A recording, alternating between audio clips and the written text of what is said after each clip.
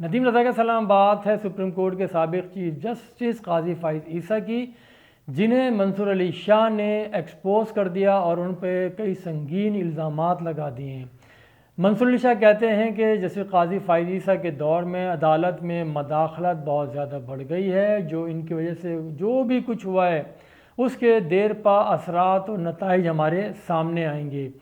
Justice Mansoor Ali Shah ने एक और ख़त लिखा है पाकिस्तान सुप्रीम कोर्ट के रजिस्ट्रार के नाम पे, क्योंकि आज वो जो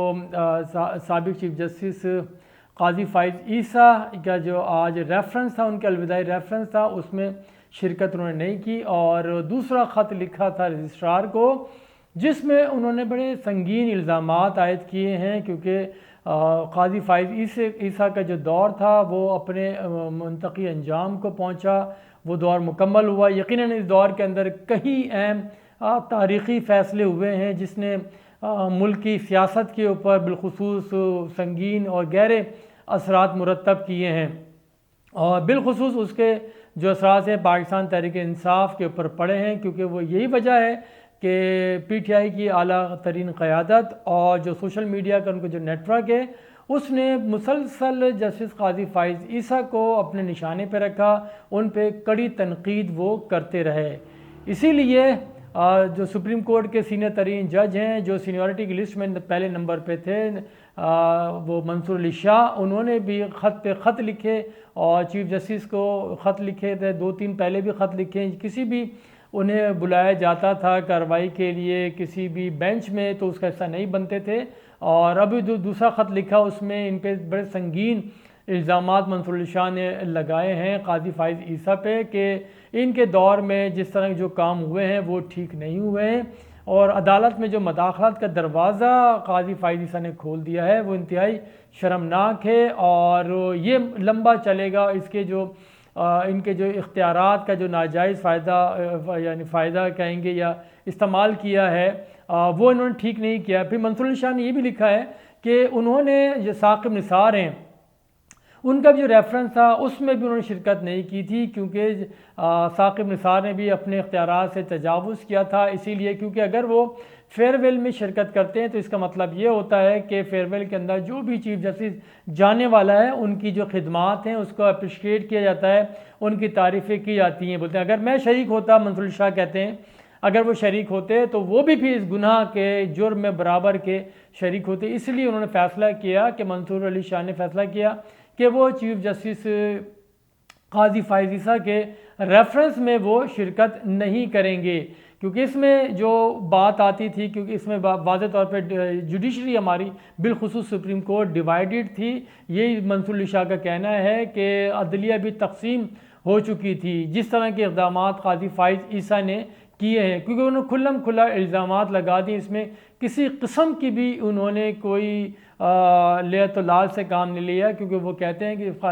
फ़ाइज़ ईसा के दौर में जो अदलिया का दिफा था वो उन्होंने नहीं किया। इसी तरह जो इंसानी हकूक़ हैं, जो लोगों के बुनियादी हकूक़ हैं, उनका भी दिफा करने में वो नाकाम रहे हैं, जिसकी वजह से लोगों को उंगलियां उठाने का मौका भी मिला है। और क्योंकि इनका बहरहाल काम ये होता है कि हम आहंगी पैदा की जाए माशरे के अंदर, और जिसकी वजह से इसको एहतराम की निगाह से देखा जाता है। लेकिन बदकिस्मती ये रही है कि हम आहंगी भी नहीं कायम हो सकी, और जो अदालत के अंदर जो महंगी होती थी, जो जुडिशरी के अंदर वकला एक दूसरे के साथ ताउन करते थे, और अभी इसमें खींचा तानी इनके दौर में हुई है। तो कहते हैं कि जो मुदाखलत जो जुडिशरी में हुई है, इनकी मिले भगत से ये मुदाखलत हुई है, और चीफ जस्टिस की नज़र में जो ये अदलिया के जो जिस तरह से जो फ़ैसले किए हैं वो भी उस तरह के फ़ैसले नहीं थे जिसको कहा जाए कि ये इंतहाई अहमियत के हामिल फ़ैसले थे। और वो उन अफसोस का इजहार किया है कि जो फ़ैसले हैं उस पर शर्मिंदगी होती है कि उन्होंने क्या किया, और फिर जो जुडिशरी है उसके फ़ैसलों को भी जिस तरह से इन्होंने रिवोक किया है और उन पर कहा है कि इनके ऊपर अमल दरामद ना किया जाए, तो ये भी एक शर्मनाक बात है। मंसूर अली शाह भरपूर यानी कि जो ख़त लिखा है उसने एक अजीब सा जुडिशरी की तारीख़ में एक बाब को रकम किया है, जिसमें इस तरह के संगीन इल्ज़ामात जो लगाए गए हैं अपने जो जाने वाले चीफ जस्टिस हैं उनके ऊपर, कि वो किस तरह से तकरीब में शिरकत कर सकते थे, इसलिए उन्होंने बाइकाट, तकरीबन वो कह सकते हैं कि बाइकाट ही किया है। और क्योंकि इसमें तो जश्न मनाना होता है, वो जश्न में ना मना पाए। और ये justice Mansoor Ali Shah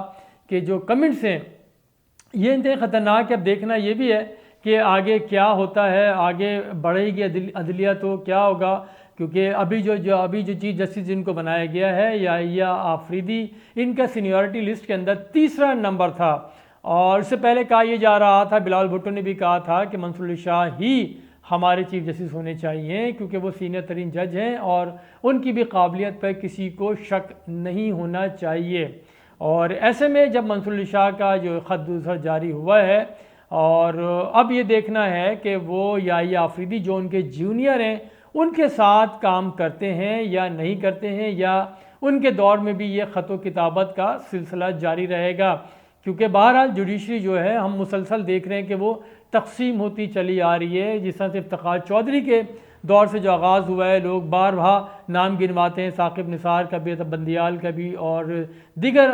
chief justice का नाम गिनवाते हैं। तो अब ये या आफरीदी के पर इंसार है कि वो किस तरह से अदलिया को आगे लेके चलते हैं। जो दाग जो लगाए जा रहे हैं अदलिया के ऊपर, वो बाहर से तो लगे रहे, लेकिन अदलिया के अंदर से इस तरह के बयानात का आना ये एक मानी खेज़ बात है। और इसको अगर अभी इसकी तस्हीह नहीं की गई, और जिस तरह के जो तहफ़्फ़ुज़ात और ख़दशात का इजहार जिस तरह से मंसूर अली शाह ने किया है, या आफरीदी के ऊपर भारी जिम्मेदारियां आयद होती हैं, क्योंकि अब वो चीफ जस्टिस ऑफ पाकिस्तान का हलफ उठाने जा रहे हैं। बहुत शुक्रिया, खुदा हाफिज़।